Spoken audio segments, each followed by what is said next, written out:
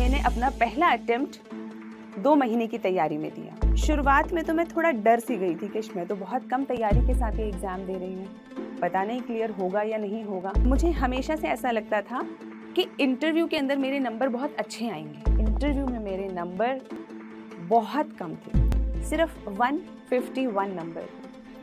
और उस चीज़ को मुझे थोड़ा सा शॉक लगा। जब भी आपको ऐसा लगे कि मेरी तैयारी बहुत अच्छी नहीं जा रही, तो मैं किससे पूछूं कि मेरे को क्या करना चाहिए, क्या मुझे और पढ़ना चाहिए या मुझे और टेस्ट पेपर करने चाहिए।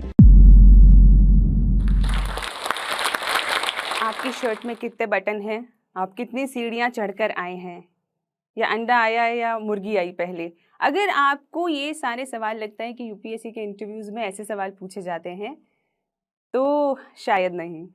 हो सकता है कि किसी पैनल ने ये देखा हो कि कैंडिडेट ने जब सारे जवाब दे दिए तो एक सेल्फ अवेयरनेस या उस व्यक्ति की प्रेजेंस ऑफ माइंड को चेक करने के लिए हो सकता है कुछ ऐसे अटपटे सवाल पूछे गए हों, लेकिन आम इंटरव्यूज़ में ऐसा नहीं होता। तो आज मैं अपनी लाइफ जर्नी के साथ साथ 2-3 मुद्दे एड्रेस करना चाहूँगी। पहला, कि जो इंटरव्यू बोर्ड है वो क्या देखता है एक कैंडिडेट के अंदर, और दूसरा कि बहुत सारे जो कैंडिडेट्स होते हैं उन्हें स्ट्रगल्स बहुत बड़ी लगने लगती है। उन्हें ऐसा लगने लगता है कि यूपीएससी की तैयारी के अंदर वो बहुत स्ट्रगल कर रहे हैं, बहुत सारे चैलेंजेस आ रहे हैं। किस तरीके से उनको बदला जाए, उन चैलेंजेस को अपॉर्चुनिटी में बदला जाए, उस तरीके के बारे में मैं बात करूंगी। नमस्कार दोस्तों, मेरा नाम है डॉक्टर तनु जैन।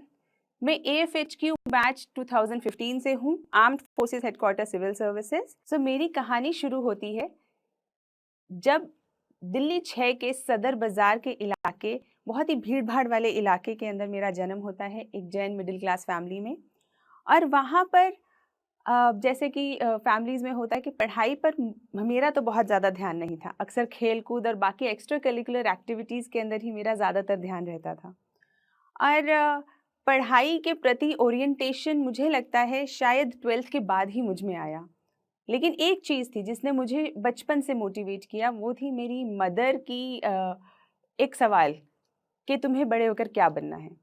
तो वो जो सवाल था उसने मुझे कॉन्स्टेंटली मोटिवेट किया और ये सोचने पे मजबूर किया कि मुझे आखिर बनना क्या है। शायद उसकी क्लैरिटी मुझे 12th तक भी नहीं थी। मैंने मेडिकल साइंस ले लिया था, लेकिन मुझे नहीं पता था मुझे कौन सा डॉक्टर बनना है, किस तरीके का डॉक्टर बनना है।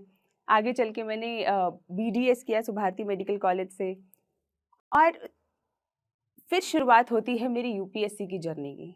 इंटर्नशिप के अंदर मुझे पहली बार ये पता चला कि ऐसा कोई एग्ज़ाम होता है जिससे हम ऑफिसर लग सकते हैं, अधिकारी लग सकते हैं। और उस वक्त तक शायद मुझे ये भी नहीं पता था कि एक अधिकारी करता क्या है, एक IAS ऑफिसर या एक IPS ऑफिसर, एक AFHQ ऑफिसर क्या करता है। और फिर जब मेरे को धीरे धीरे ये समझ में आने लगा कि मुझे नहीं पता क्या करते हैं, लेकिन समाज उन्हें बड़ा समझदार समझता है, तो वहाँ से मेरी एक अट्रैक्शन की इस जर्नी की शुरुआत होती है। तो जब मुझे पहली बार पता चला कि सिविल सर्विसेज का एग्ज़ाम देना है, मेरे पास कोई गाइडेंस नहीं थी, फैमिली के अंदर किसी ने दिया नहीं हुआ था।